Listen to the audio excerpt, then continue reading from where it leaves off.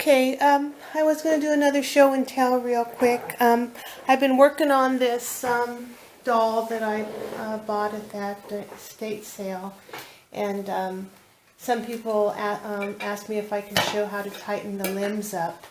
Well, there's no, well, let me take her wig off. For one thing, I took the rest of her glue off of her her hair, and I tried to clean up her, I haven't washed it yet. I just got as much of the old glue off as I could. Before I put it back on, I'll clean it with something else and see if I can get more of this old glue off.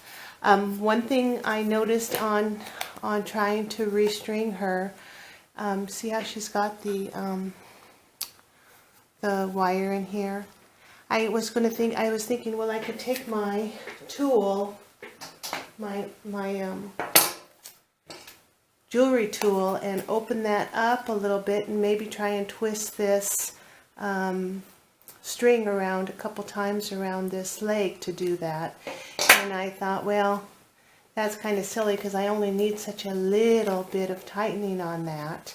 So what I decided to do was crimp the neck, because when you look in the neck up here, you see a little plastic ball attached to a string. That is where the knot is on this doll. The only way to get that knot out is to heat this vinyl and pull the knot out, and I'm not going to do that. So what I did is I looked for some crimps where I could actually crimp the elastic on the inside just a little bit, and they really didn't have anything. If you look through here, you'll see that the arms are attached just to each other, so I couldn't tighten that up either. Well, I could tighten the arms up because you can actually see the connection on the arms in there. So what I thought, since I just needed just a little bit of tightening on this head, that I would crimp the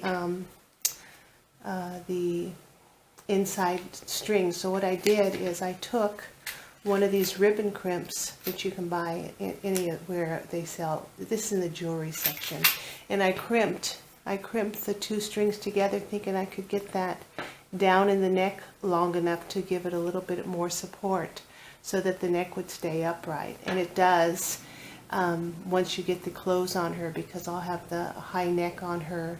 She's got a high neck on the inside slip jumpsuit, and she's also got it on the outside of the dress. So you know, she was sticking just fine the first time I put this in, so I don't know why she's not sticking now.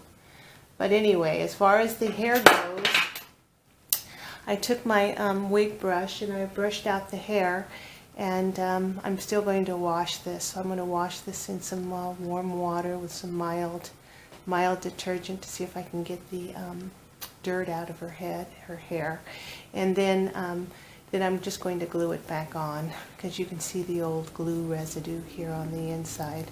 So I'm going to see if I can get some of this old glue out of here too, but I'll work on that after I get the hair washed. So as far as attaching the wig, I was told this E6000 works really well on these dolls. It doesn't say anything about vinyl, but it just says fabric, metal, wood, glass, ceramic, and more. So a lot of people use this E6000 to glue on wigs. Some people even use super glue, so I guess it's just whatever you want to use. When I bought these big dolls, I was going to re-wig them, and a couple websites recommend wall-based adhesive, because that works on vinyl. And if it works on vinyl walls, it'll work on vinyl dolls. And they recommend this. So I haven't opened it yet. I bought this for one of the, let me get this one out of the way, for one of these,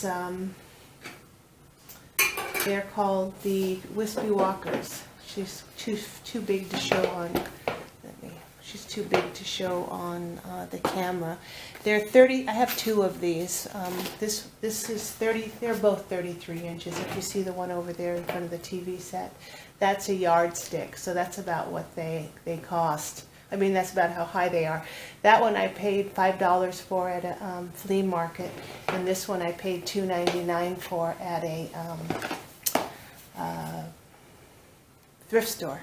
She had just a shirt on and a pair of tennis shoes, but they're very poorly made.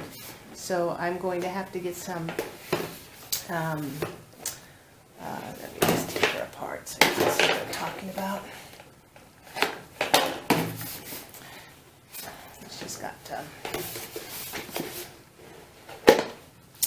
She's got little hooks on her legs that are attached to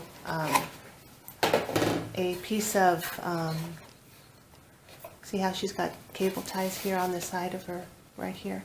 She's attached, on the inside, she's attached to a piece of rubber band here. One of them's broken and one isn't. But this is what makes her walk.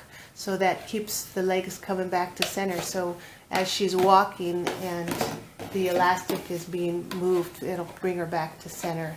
And that's why they were called Wispy Walkers, because you could just actually walk along with them and they would follow right along. This one originally had blonde hair, and it was really in bad shape. So what happened was I ended up taking my scissors and cutting all the hair off. And I didn't have a razor at that time. So what I'm going to do is I'm going to take my electric razor and I'm going to go through and see if I can get the rest of this. I tried taking her head off and I couldn't get her head off for some reason. I mean, it is just on there, just as tight as can be. And I don't want to risk not being able to get it back on. So I'm going to, that's what I bought this wall base for, was to do this big head, thinking that it would, I could still use the E6000, it doesn't really matter. But I want to get this hair cut off as close as I can. I'm going to redo her eyebrows, I'm going to repaint her lips, I'm going to pierce her ears, and I'm going to make her an adult doll, because she is full-bodied. But I didn't want to spend a whole fortune on a doll wig, so I went and I bought this for a couple dollars at one of the thrift stores. But I've been trying to cut it down. I cut out a few pieces of the hair. I cut one down the center, and then I whip stitched it together, but it's still too small. I mean, it's still too big. So what I'm going to have to do is I'm going to have to make some more tucks in here somehow to get it even smaller. So I don't know exactly how I'm going to do that. But I don't need much more, but I do need to get it smaller. So I just have to work on it, and I wanted to make sure I kept the color coding, you know, see how pretty it is. It's got the browns and the yellows in there. I just wanted to make sure that I kept the colors in the right location. So once I get that wig down as small as I want it, then I'm going to make sure it's lined up completely where her old hair is and get her all sewn back in. I think I've got it pretty close. Do you see how her hair is there on her ear here? And I've got that one there that's almost perfect to fit on that one. And then you swing it around, and that one's almost good too. So I have this, I have the front part pretty good. It's just a matter of getting rid of some of this bulk in the back. So I don't know how exactly I'm going to do that, but we'll figure it out. Okay. So that's Wispy Walker number 1. There's Wispy Walker number 2 over there. I don't know if I can save her hair or not. I haven't really gone through her, but she's got underwear on, she's got that long dress, she's got a pair of kids' shoes, a pair of socks. So you can actually, with her being that big, she can be dressed in regular kids' clothes. So you don't even have to make them, you can actually buy them. But I'll show you how these 2 dolls wash up when I'm finished with them. Her ears are pierced over there. So that's basically where I'm at on these.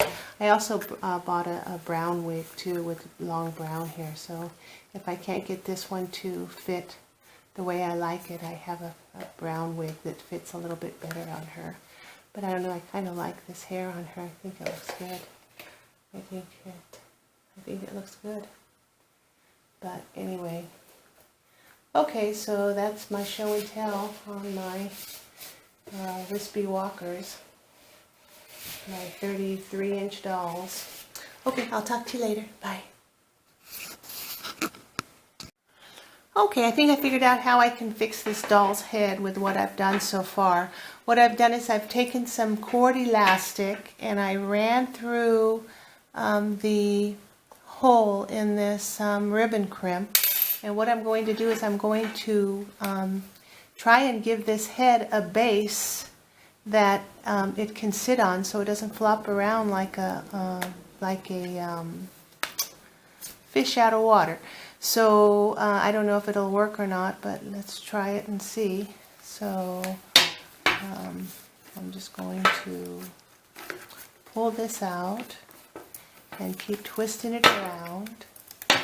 Don't get the other one caught up because you're going to have to tie it off on the other one. So I don't know if I can do this on camera or not, but let's just try it and see. I think that will solve the problem, I really do.